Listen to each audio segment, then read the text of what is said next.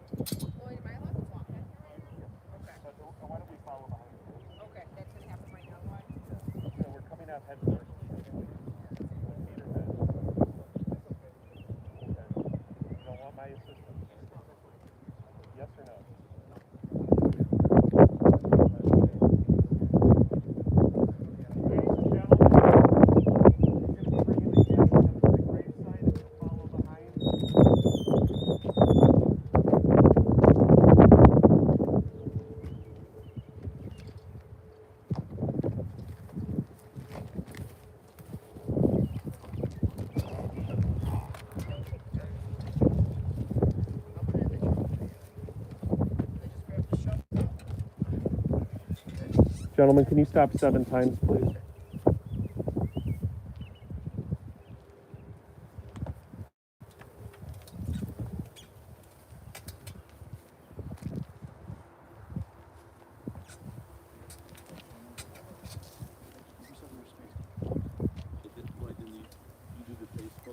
What's going on right now?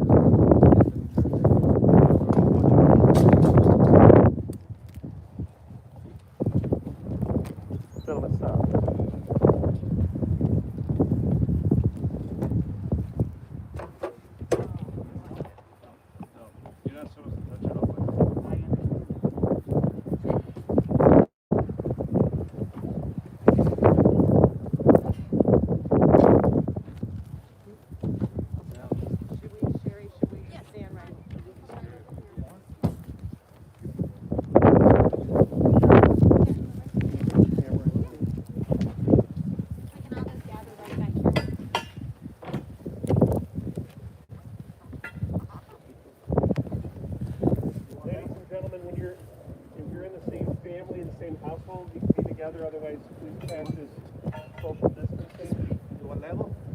Yes, please. I got it. At least 4 or 5. No, we don't.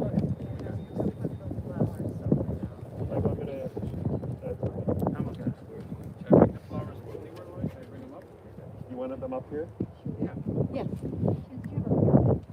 I do in the car. I will go bring you. What's that here?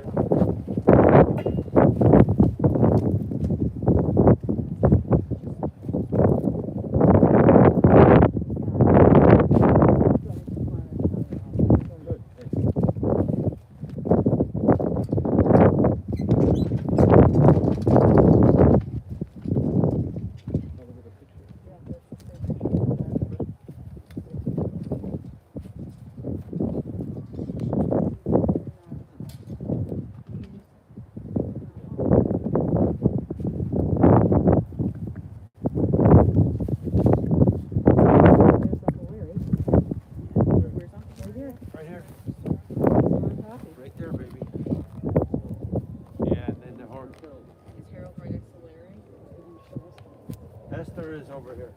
They've moved the stones for me. Stones are, they move them when they... Oh, got it. So just... So you can work around it. They're around here, but yes, don't got base it. it on where the stone is right So there's now. a stone that goes there, right? Yeah.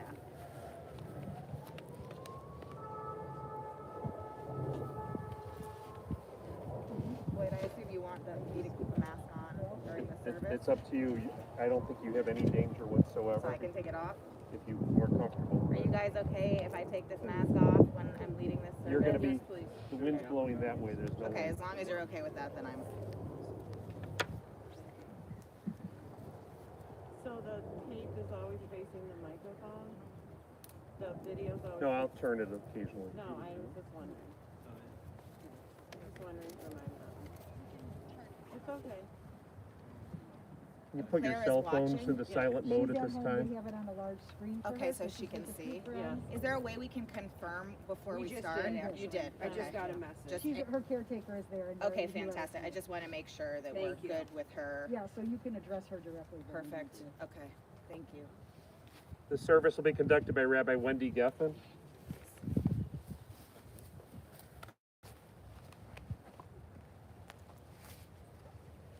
There's 68 people joining us, plus however many, 69 that are now joining us. 7. So just before we begin, a brief word about this. You know, there's nothing easy about death and mourning ever.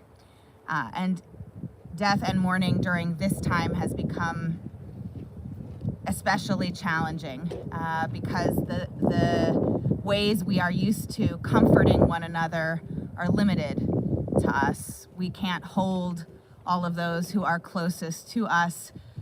Sometimes we can't even see them, but we can be reassured knowing that they are here, that there are 68 people here virtually online with us. And Claire, to you, we bring you physically in here with us, and to the family who stands here in small groups or alone. I think the thing to know is that you are not alone.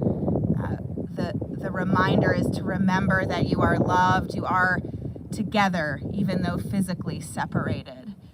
And so we commit ourselves to double down on what that togetherness can mean as we move forward, because certainly we will need it from each other to navigate this path of grief and mourning.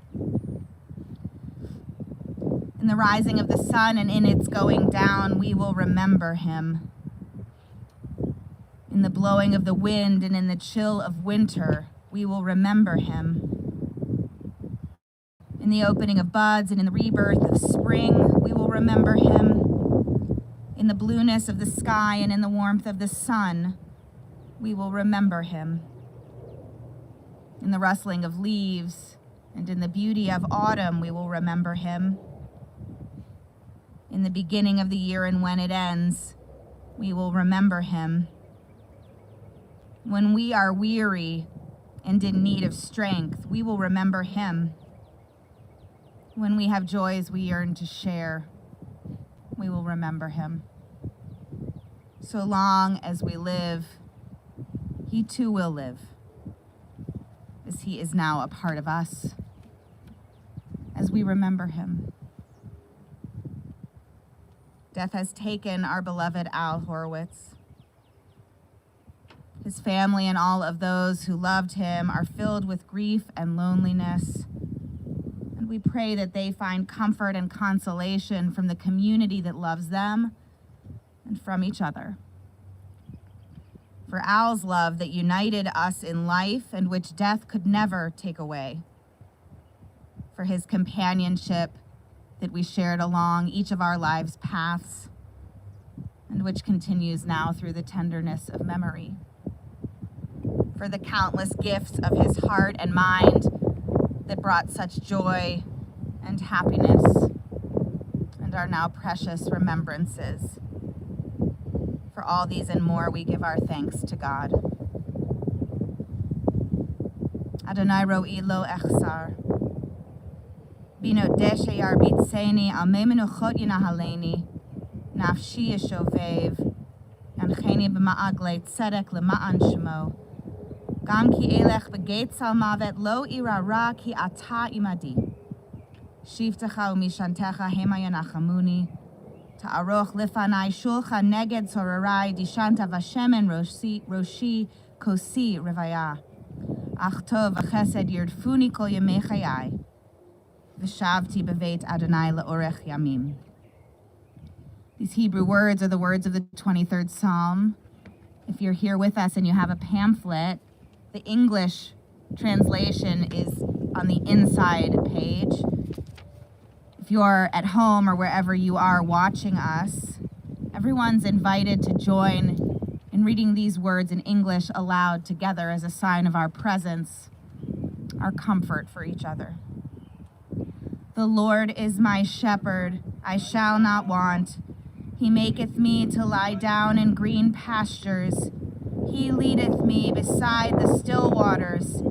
He restoreth my soul. He guideth me in straight paths for his name's sake. Yea, though I walk through the valley of the shadow of death, I will fear no evil, for thou art with me. Thy rod and thy staff, they comfort me.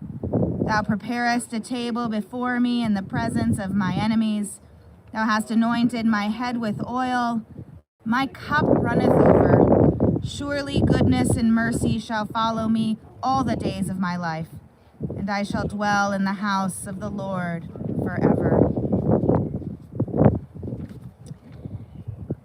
After learning about Al from the family over the weekend, it became an interesting and daunting challenge to try to limit down the number of psalms and liturgical offerings that one could bring there. In the Psalms in particular, they speak of so many of the different characteristics that make a person a righteous person, and so many of them actually describe Al. So I've limited it to just 2 for now, but perhaps you'll hear him in these. The first is the 90th Psalm, which teaches that in our lives we are invited to understand that we can walk through life with a sense of appreciation, a gift for what is around us, and bring to our lives, to our world, something that the text calls a heart of wisdom. And in how, in particular, Al's family described Al, this heart of wisdom seemed notably fitting. Adonai ma'on ata hayita lanu bedor vador, b'terem harim yuladu vatcholel eretz v'tevel, ume olam ad olam ata el. O God, you have been our refuge in every generation. Before the mountains came into being, before you brought forth the earth and the world, from eternity to eternity, you are God. The span of our life is 70 years and 10, or given strength 80 years. But the best of those years pass by speedily, and we are left in darkness. So teach us, therefore, to number our days, that we might attain a heart of wisdom. Show mercy to us, satisfy us at daybreak with your love, that we might sing for joy all our days. Let your deeds be seen by your servants, your glory by their children. May your favor, O God, be upon us. Establish the work of our hands, that it might long endure. And lastly, the 15th Psalm. Adonai mi agorbo alecha, mi yishkon bar kodshecha, holech tamim ufoel tzedek, v'dover emet bilvavo. God, who may abide in your house? Who may dwell in your holy mountain? Those who are upright, who do justly, who speak the truth within their hearts, who do not judge others or wrong them or bring shame upon them, who honor those who revere God, who give their word and come what may, do not retract, who never take advantage, who live with integrity. Those who live in this way will never be shaken.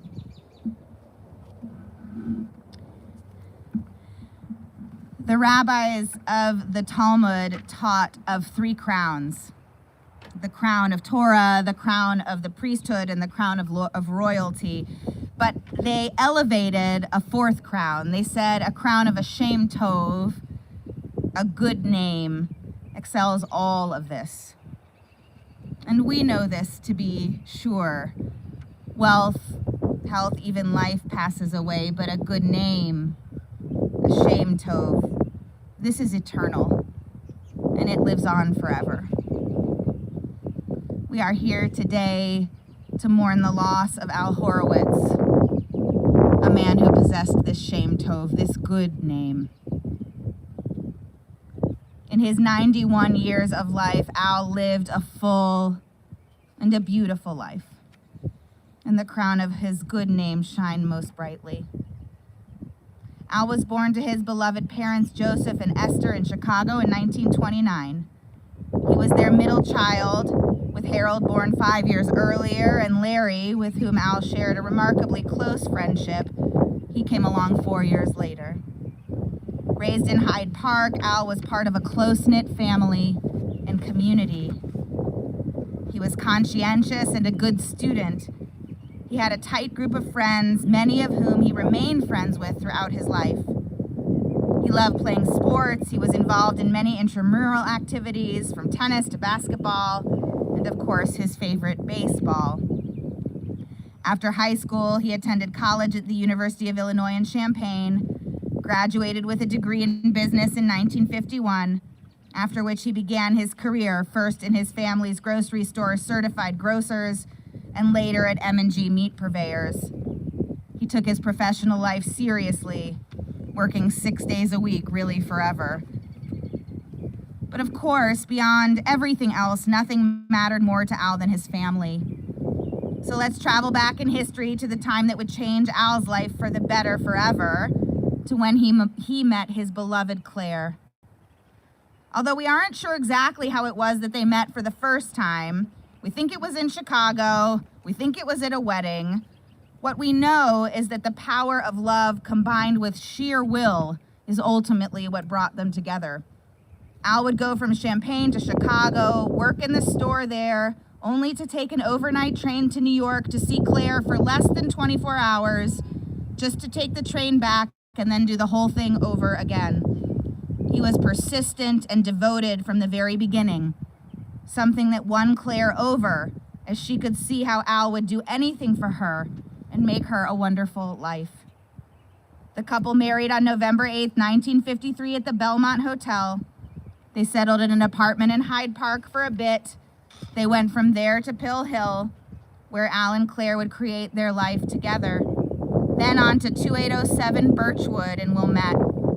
They were so happy. Al and Claire were wonderful and caring partners with each other. They doted on each other and very much filled each other's cups. Of their marriage, Claire, you shared with Bill that the time you shared together with Al was the happiest of your life. You felt that for Al, nothing was too hard for him to do for you. He would do anything for you. You loved how devoted Al was to your family, how all he cared for and what he cared about most was your family, your kids, your grandkids, your great-grandkids. And you admired how loved he was by everyone who knew him. All in all, Claire and Al shared 67 years of beautiful love and life together, demonstrating the very best of what a marriage can be. We'll hear from Helene and Bill in their own words in a few minutes, but it must be said what a wonderful father Al was, not surprisingly. Loyal and devoted, he was able to be present and a part of each of his children's lives in the most significant ways. He was very much a neighborhood dad, always finding a way to go out and throw the ball around on a Sunday, and Sunday was family day. He was incredibly committed to the value of education. He made that a true priority, from helping his children with their school projects to paying for their college educations. Al walked his talk on the importance of learning through and through. When Bill found Mimi and Helene found Joe, the warmth of Al's embrace extended to them as well. Mimi will always treasure the quiet moments she shared with Al, as he was her go-to when she needed that sort of quiet, calm advice. And she so admired Al's natural, generous inclusion when it came to the extended family, as he and Claire truly modeled the very best of what an open, everyone is invited, one big family can be. And for Joe, Al was much less a father-in-law and much more a father. He remembers everything Al ever taught him. He cherishes the many wonderful times they've shared together and appreciates how accepting Al was of him always. And of course, Al was the very best papa to Julie, Dana, and Brett, Michael, and Jenna. They'll each share their own memories in a moment as well, but Al extended to each and all of them a profound and equitable love, generosity, pride, and presence throughout their lives. He modeled the same priorities of devotion, generosity, and love of family, and made those manifest in his actions with his grandchildren too. He was incredibly proud when he was able to see all 5 grandchildren become B'nai Mitzvah. Judaism was so important to him. And Al lived to see 3 of them get married and have their own children as well. Oh, how Al loved being a great-grandfather. He was madly in love with Bracha and Tzvi, Dylan, Jack, and Reese. Each and every one of these precious family members a shining jewel in the crown of Al's good name. Al was an incredible person, humble and reserved. He was a wonderful friend, beloved by countless many over the course of his life because he valued people and never judged them. He never held grudges. He rarely got angry. He was smart and interested in the world and its affairs. He was a lifelong learner in the fullest sense. He understood that the size of the table didn't matter, that you could always find a seat for anyone who needed one, and that everyone was truly welcome.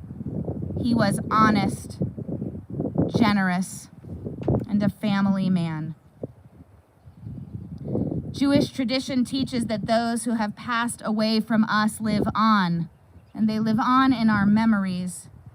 We carry their souls with us through our recollections of their lives. We will remember Al for all of the life we were able to share with him while he was here with us. And we will remember him for the incredible legacy he leaves behind. May the crown of the Shem Tov of Al Horowitz always be a blessing. We'll hear now from a few different family members. So first, the grandchildren. I think Brett and Dana are coming up together. Come there.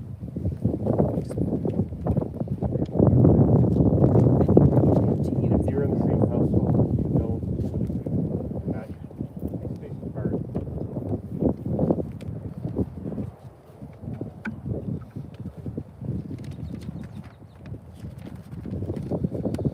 Thank you for the great speech, Rabbi Geffen.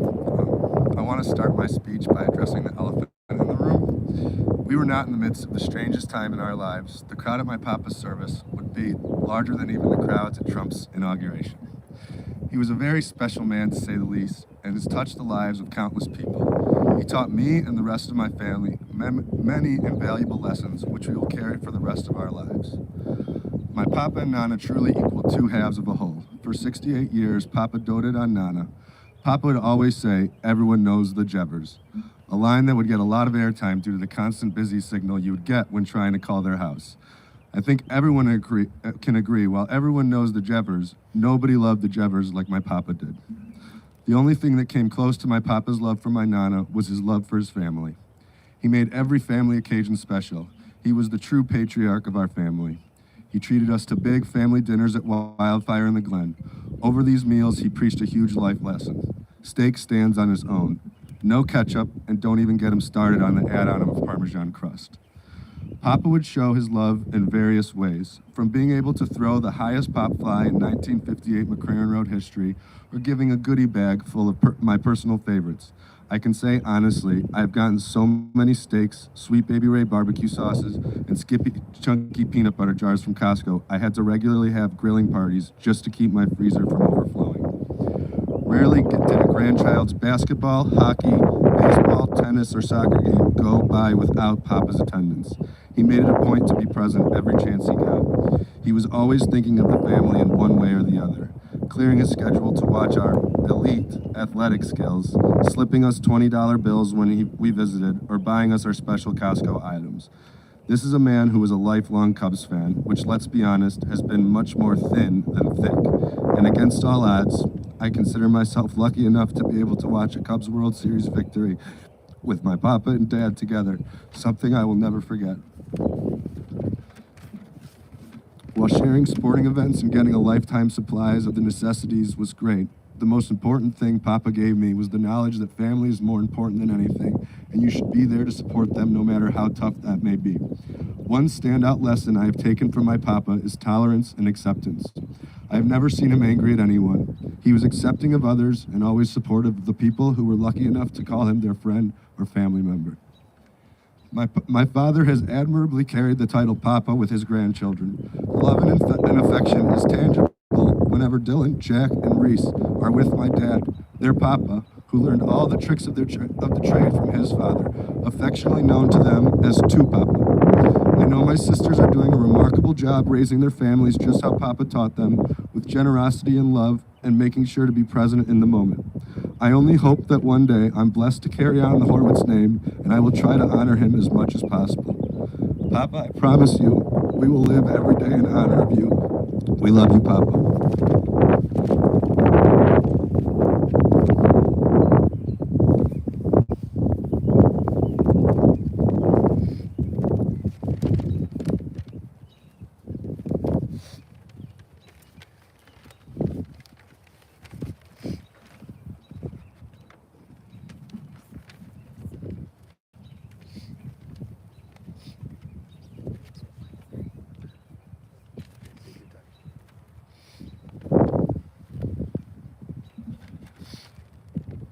I'd like to think that I inherited all of Papa's best traits and attributes.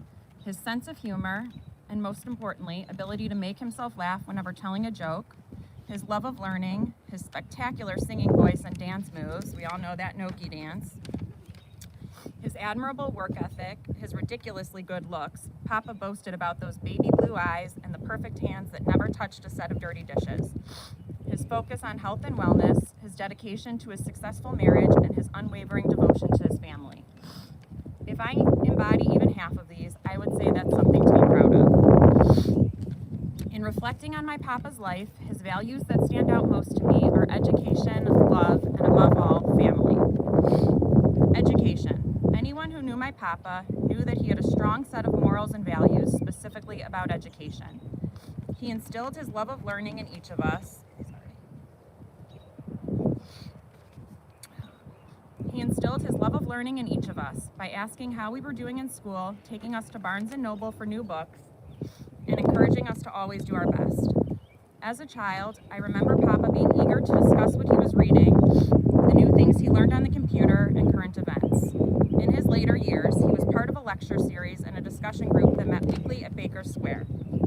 While Nana was clearly in it for the free pie, Papa was always looking for ways to stay sharp and challenge himself.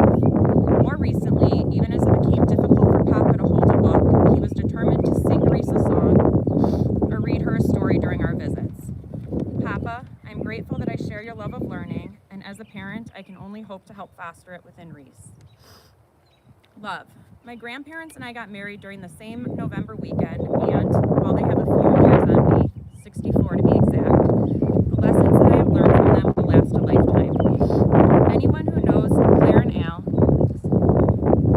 knows that they are fairly different. Papa was committed to living a healthy life, going on daily walks, studying nutrition labels like they were going out of style, and subsisting on shredded wheat, blueberries, and whole wheat toast with sugar-free jelly and Smart Balance butter. Nana, on the other hand, never left the house without a purse filled with candy and could live off of ice cream cones, french fries, and eclairs. Papa was a quiet man, and Nana talks to anyone and everyone within a half-mile radius. Papa truly celebrated and loved their differences, making jokes about the Jevers and allowing her the time and the space to yap away. He also quickly learned that if he was ready to leave a party, he better get in the car and start driving, or they would be stuck there all night. Papa, your lifelong devotion to Nana was truly inspirational, and I would be so lucky to have a marriage as long and fulfilling as yours was.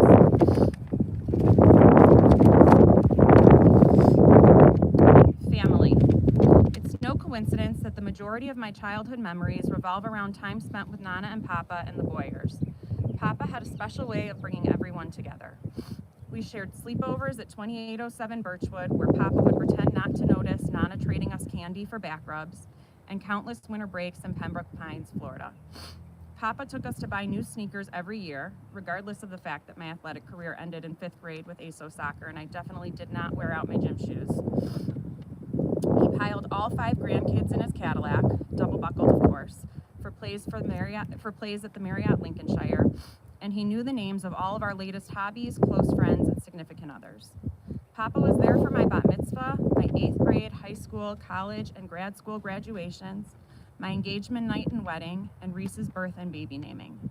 As the patriarch of our family, he taught us that friends come and go, but family will always be by your side. Papa, we are all here by your side, today and always. We love you more than you could know, and we so value everything you've taught us and passed down. Cheers to many more generations carrying on the Al Horowitz legacy.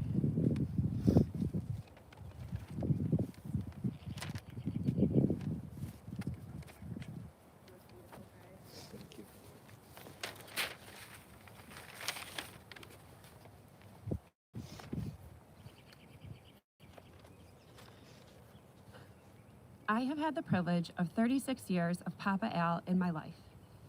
My earliest memory is hearing about how my mom or dad would hold up the phone to my 1-year-old ear while he sang, "I just called to say I love you" to me through the phone.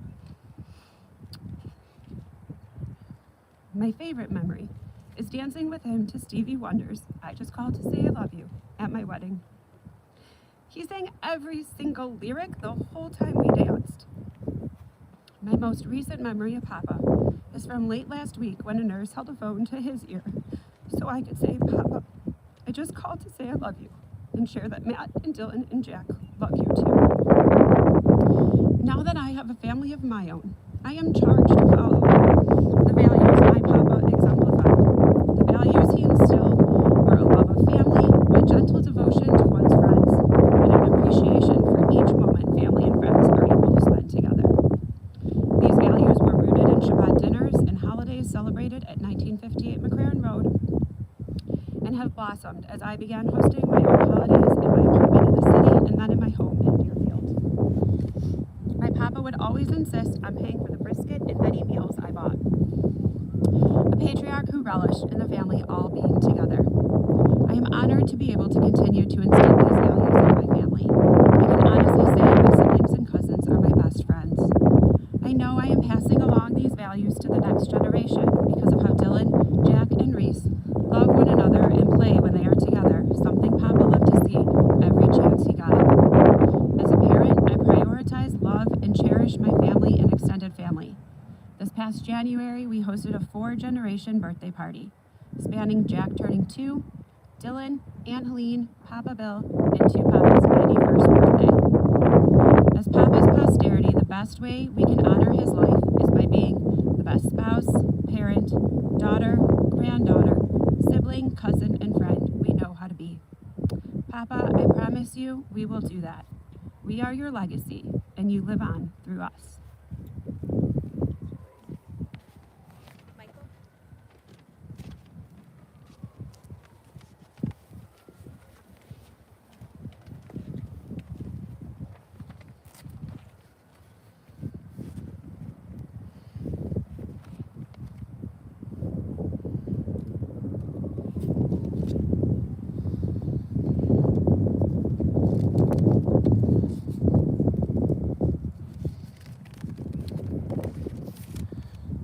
The first thing I want to say that's not on my speech that I keep thinking about more and more. Living in South Bend, really, I'm a Notre Dame fan, and the wonderful stadium that we say it's a place that Rockney built. And I see more and more that the house in Birchwood is a place that Papa built, and the family, the legacy that we've all had and we've built and developed from Papa is going to live on forever. I remember the day when Papa said to me how excited he was when he was having a baby. I remember the day when Papa came to the hospital when Bracha was born. He said he never could imagine the day he would see a great-grandchild. Papa said to me at Svi's bris, he never could imagine a day they would be holding a great-grandchild on the day of his bris and have the greatest honor of being a Sandik. It says in the book of Ethics of Our Father, Ohev Shalom, Rodev Shalom, which means loving peace and to pursue peace. Papa was a person that always wanted shalom and always pursued shalom. No matter what was going on or what I did in my life, he always wanted peace. The first time I wanted to go to a kosher restaurant, he said, no problem, let's go to Bagel Country. When I started putting on tefillin, Papa said, no problem, let me go get your first pair. When I was pursuing a different lifestyle than I was raised, Papa was always there to support me and give me unconditional love no matter what my decisions were. It also says in Ethics of Our Fathers, Im ein anili mili, which means, if I am not true to myself, then who am I? That's Papa's true motto. Whenever the Nordstrom sale came around, Papa called and took every grandchild and great-grandchild for a pair of shoes. Whenever there was a bar mitzvah, bat mitzvah, wedding, bris, baby naming, or just a yearly birthday, Papa always sent a very generous gift and always came with something in his hand. Whenever I had a conversation with Papa, he never said bye. He just hung up the phone, and you knew the conversation was over. This time, it's my time to say goodbye to Papa. Papa, Tzitzchem V'Sholem, you go in peace. Your neshama should always have an aliyah. You're a generous man. You had a heart of gold. You're so thoughtful. I believe Hashem has a special place for you in Gan Eden.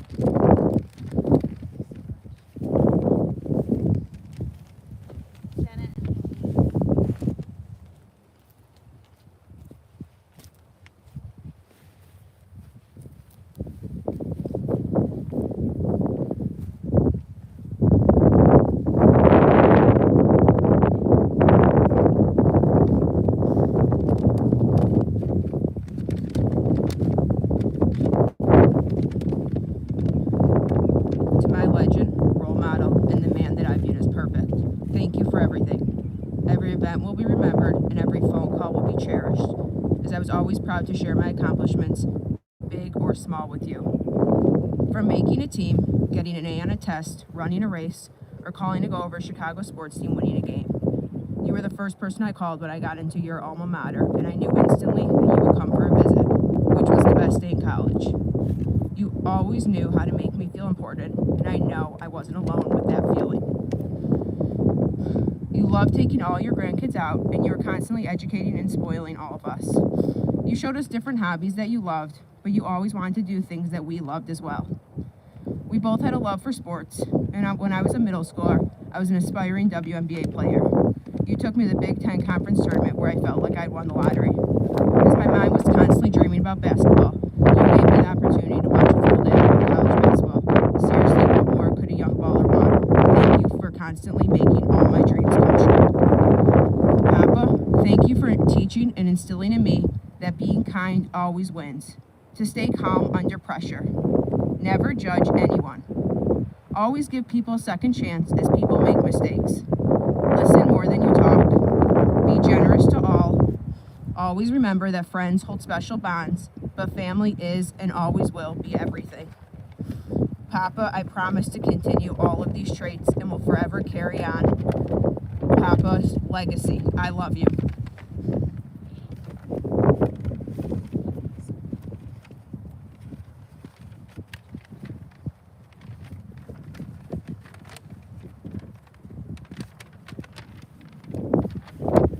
First, I want to start by saying thank you to everyone that's watching. It really means a lot to our family, and it means so much to us that we know you're all here virtually and in spirit. Daddy, you were the first person I ever met. I know that because Mom told me many times that she was put to sleep during delivery and you had to take over right away. The instant bond and love we shared was incredible. You evened me out and always listened to me all the time when I needed to talk. I'm gonna miss you so much. You're kind, generous, soft-spoken, and the best joke teller I know. I have so many memories of you. You You loved your life on the south side of Chicago, but as you moved to Wilmette, you instantly beamed with pride. You were hardworking in all that you did. You spent long hours at the grocery store, but always remembered to bring me home candy, and you know, I still love sweets today. Exercise was important to you and now is of value to me. You would walk 5 miles every day. Everyone in the neighborhood knew you as a leader, coach, second dad, wife to Claire, and an all-around kind man. The day I brought Joe home to meet you, you were instantly excited. You made us the most beautiful wedding, but the reason it was perfect was you walked me down the aisle. You becoming a papa was the highlight of your life, and you showed all 5 of your grandkids constant love. You had a different nickname for each of them. I love when you would shout out Jenna Brookie at a sports game or on the phone. You were so proud of Jenna. She graduated U of I, just like you did. Graduation was a special day, but the visit before, when you showed us your dorm and your classroom, is when I saw the biggest smile on your face. Judaism was so important to you, and going to synagogue with Michael all the time was so happy for both of you. When one of the kids had a sports game, concert, assembly, or any big or small event, you were there. Nothing could stop you. You would always get the schedule at the start of the season, and you would cheer each of them on. Family dinners and eventually Sunday brunches were the time you loved. And as I turned my back, you would slip each child a $20 bill and make sure that each one of them knew they were getting it from you. You had a gift of making every person feel special, and I was lucky to have that special feeling every day of my life for 60 years. As the perfect person you were, the tooth fairy for every tooth, the man who always took the check, and the one who made sure everyone was happy. You loved all your Florida trips with the kids, Marriott plays, and sleepovers. Before I end, Dad, I want to make you 2 promises. I promise I'll keep working on everything with Michael, and I promise I'll take care of Mom. I love you, Dad.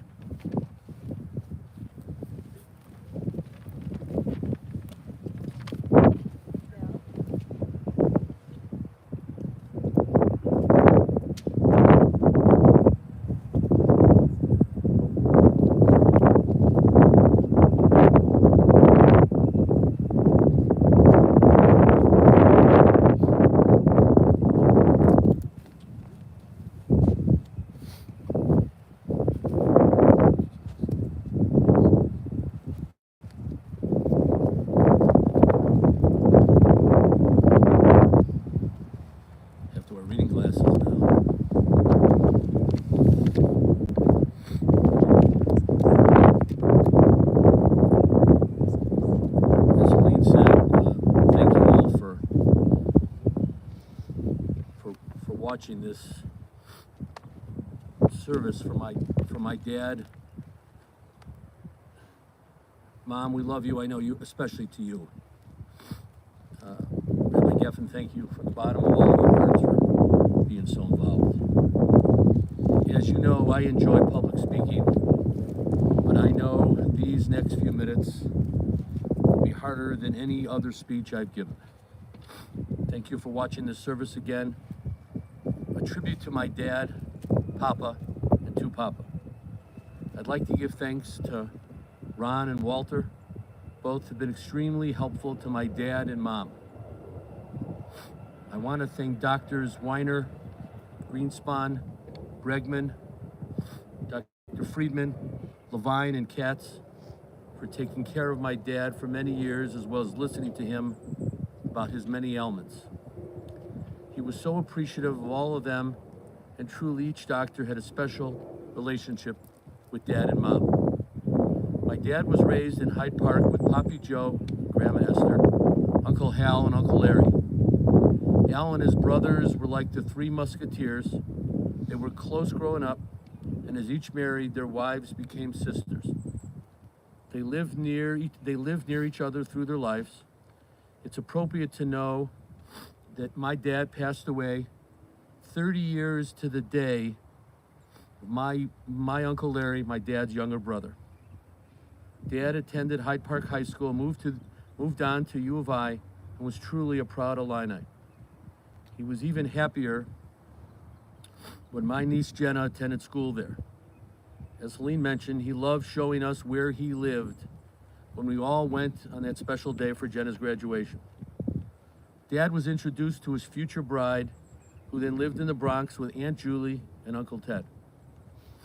He visited there on 7 different weekends, and just prior to the 8th, Aunt Julie told Claire, "This better be it, time for engagement ring."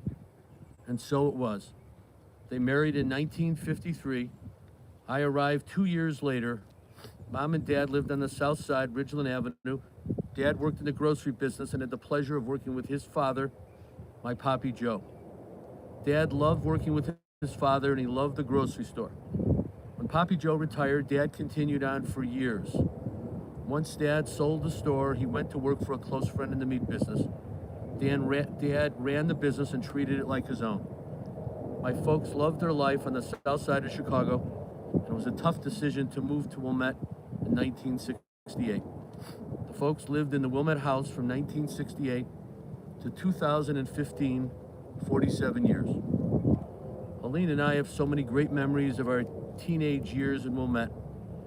My dad loved simple things, being around people, following the Cubs and the Bulls, having home-cooked meals, playing tennis, attending plays and movies.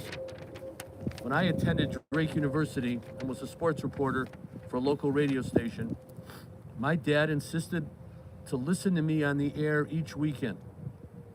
While we were 350 miles away, Dad found a way to listen to me Friday and Saturday nights. Mom and Dad would bundle up in the winter, leave the windows open, drive a few blocks. They caught me on the air. We then would talk, and he would criticize how I sounded. They'd even plan their entire weekend around there, taking friends to hear me on the radio. Dad had his favorite chair in the bedroom. It was perfectly situated so he could watch TV, follow his sports teams, and later adding financial news. Right next to Dad's chair was Mom's favorite item, the telephone. My dad and Mom were total opposites when it came to the telephone. I asked Dad several times, "Why don't you pick up the phone?" His answer was, "Why bother? It's not for me. They're calling for Mom." My folks would frequently visit me in college, of course, filling up their car with tons of goodies. They were always so generous, inviting my friends to join us out for dinner, lunch, brunch, before they headed home. He even brought up boxes of burgers, steaks, chickens, handing them out to friends. We all look forward to those Al Horowitz visits. Dad was very supportive of me as I started my career. He never pushed me to go into the meat business, as he knew I had a passion for the media industry.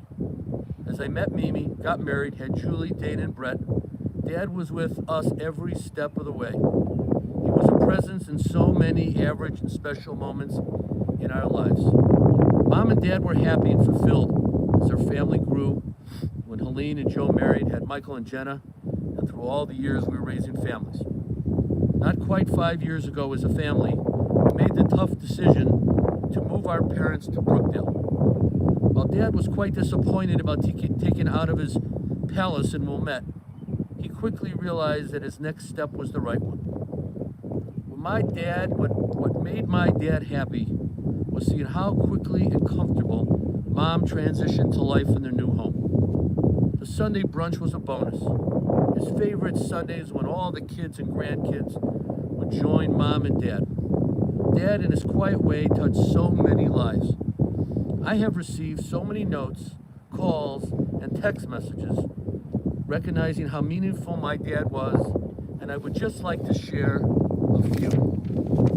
The first one comes from my neighbor growing up, and his name is Austin Hirsch.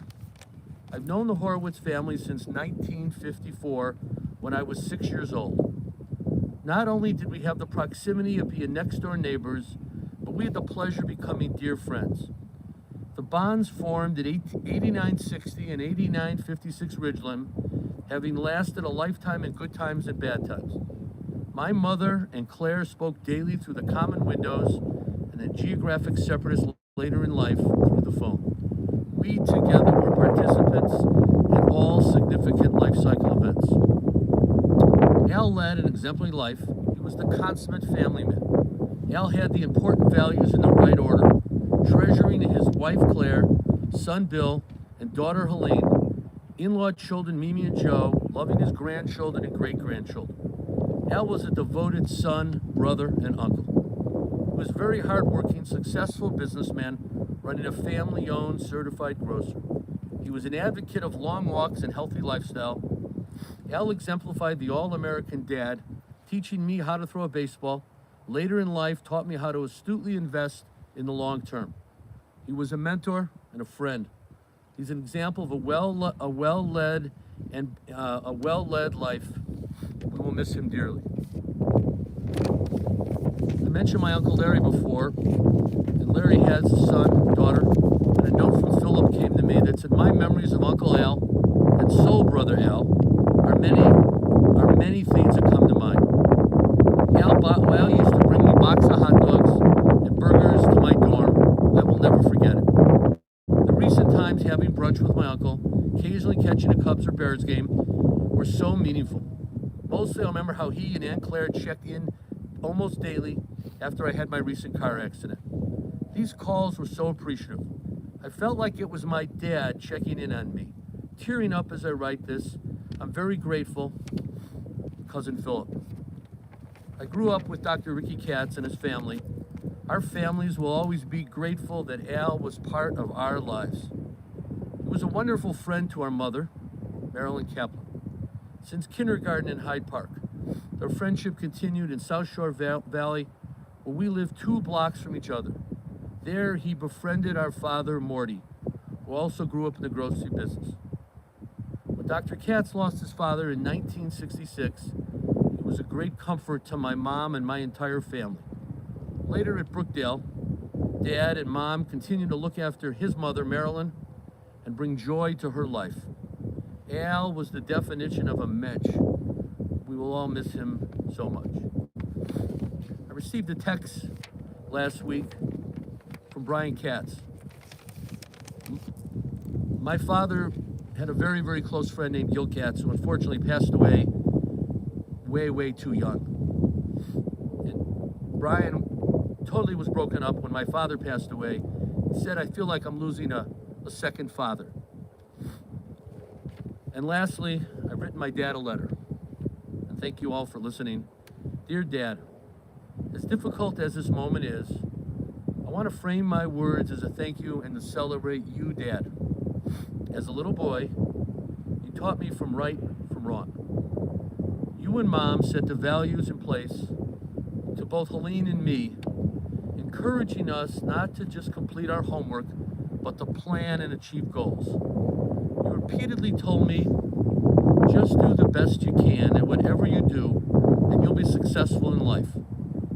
These are words I live by each and every day, sharing these lessons with my 3 kids and now grandchildren. You stressed the importance of good sportsmanship through all the years I played baseball. I had a lot of coaches, but nobody was better than you, Dad. While you worked so many hours each day, each week in the grocery store, you always had time to spend with us. Family dinners were a must every night. You were never too busy to make me feel necessary and loved. As I grew into adulthood, you became much more than my dad. You became my special confidant, mentor, and truly my best friend. Well, I call Dylan my best friend. He knows I share that with you, Dad. As I look back on the baseball, basketball, hockey, and football games we attended together, I recall the pleasure these events gave to you and Mom. These are memories I will treasure, and I'm happy to be carrying on your tradition with our kids and grandkids too. You and Mom show me what a marriage and a partnership looks like. You're 2 halves of one whole. Each one of you has complemented and completed the other for as long as I can remember. There hasn't been a moment that Mom hasn't thought about you before herself, and I know you put Mom in front of you always.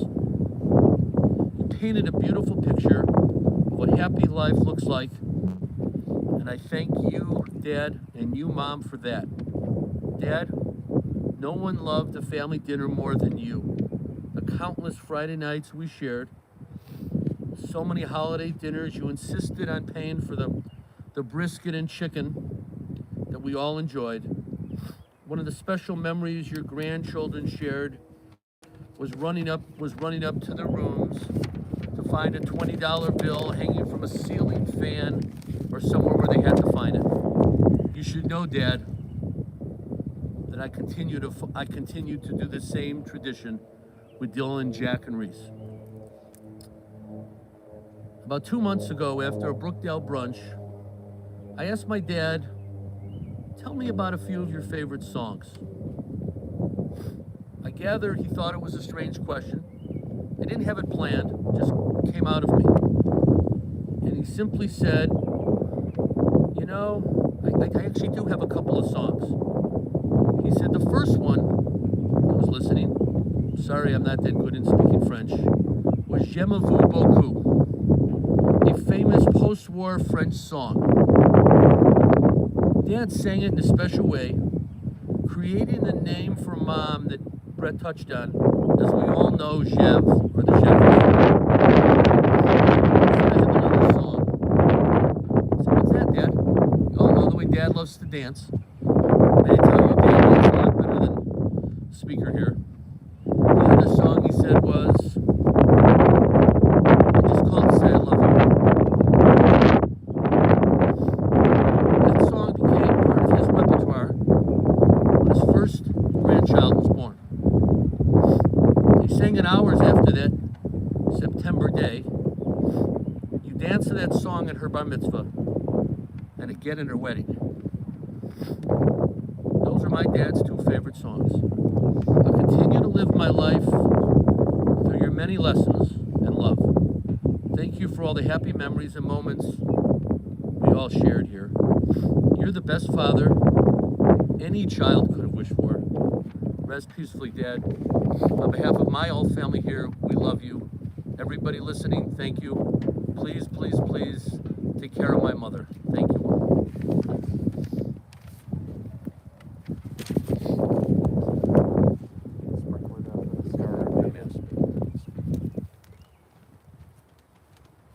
Gentlemen, one moment, please.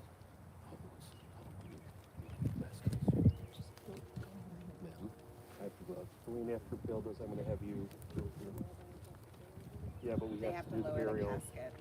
And then.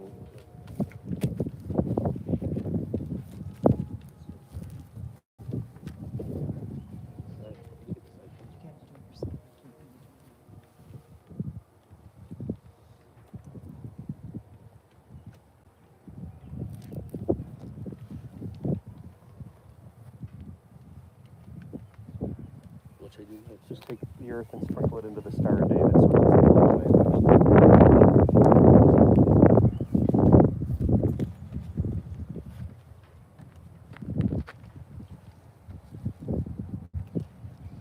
Just put the bag into the grave. It has Hebrew letters. Drop it into the grave. Go ahead. It's open. All you have to do is sprinkle it.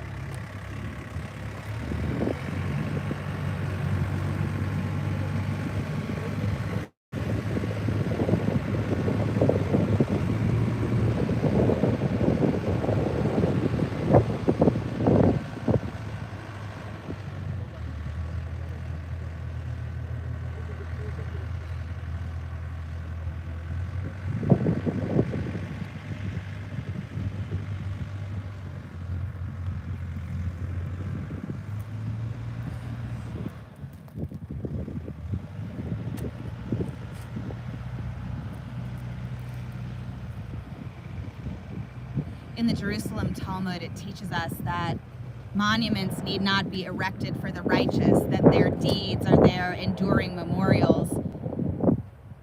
You know, and it's interesting to think of Al and all of his righteous deeds throughout his life and the countless memorials that exist in his tribute and his memory because of how he lived.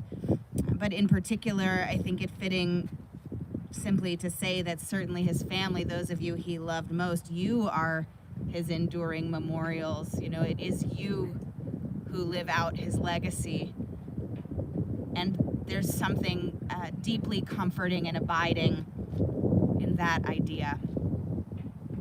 So we turn now to El Malei Rachamim. This prayer wishes and yearns for Al's presence to be sheltered with God, to stay with God forever. El Malei Rachamim, Shochein Bamromim, Mitzei Menucha Nechona Tachat Kanfei Ashchina, Im Kedoshim U'Toharim Kezohar Harakia Mazhirim Et Nishmat Avraham Ben Yosef VeEsther, Yakirenu, Shelach Leolamo, Baal Harachamim, Yastirehu B'Seiter Kanafav Leolamim, Bitzur Bitzur Chayim Et Nishmato, Adonai Hu Nachalato, V'Yanuach B'Shalom Al Mishkavo V'Nomar Amen. Compassionate God, eternal Spirit of the universe, grant perfect rest in your sheltering presence to Al Horowitz, who has entered eternity. O God of mercy, let him find refuge in the shadow of your wings, and let his soul be bound up in the bond of everlasting life. God is his inheritance. May he always rest in peace. Amen. We'll join together now in the words of the mourner's Kaddish. You have them on the pamphlet. I believe it's on the other side. Oh, it's on the back. Thank you. The back side. And if you are watching at home and you want to say something along with us but don't know the words, at the points along the way we affirm the different verses with the phrase Amen, and if you just follow along with saying Amen, you're credited as if having participated in this ritual. We'll join together. Yit Gadal v'Yit Kadash Shemei Rabbah Be'alma Divarach Erete V'Yamlich Malchute V'Chayechon Uvyomechon V'Chaye Dechol Beit Yisrael V'Agala Uvizman Kariv V'Imru Amen. Yehi Shemei Rabbah Mevarach Le'alam U'Almei Almaya Yitbarach V'Yishtabach V'Yitpa'ar V'Yitromam V'Yitnaseh V'Yithadar, V'Yit'aleh, V'Yithalal, Shemei Dekudsha Brichu, Le'ela Min Kol Birchata V'Shirata, Tushbechata V'Nechamata, Da'amiran Be'alma, V'Imru Amen. Yehi Shlama Rabba Min Shemaya, V'Chayim Aleinu V'Al Kol Yisrael, V'Imru Amen. Oseh Shalom B'Mromav, Hu Ya'aseh Shalom, Aleinu V'Al Kol Yisrael, Imru, Amen. Zichrono livracha. May Al's memory always be a blessing. We say together, Amen. Amen. At this time, I think we'll invite those to participate. Are we allowed to participate in the burial? They put the gloves in. If they put the shovels in, as long as you're wearing gloves, you can do it. I know some of you have brought shovels. You're welcome to use those as well. Great.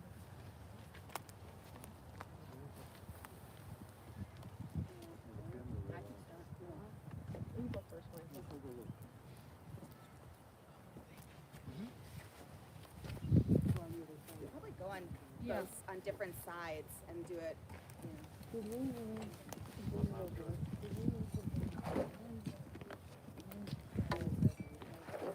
Oh yeah, you can do it now.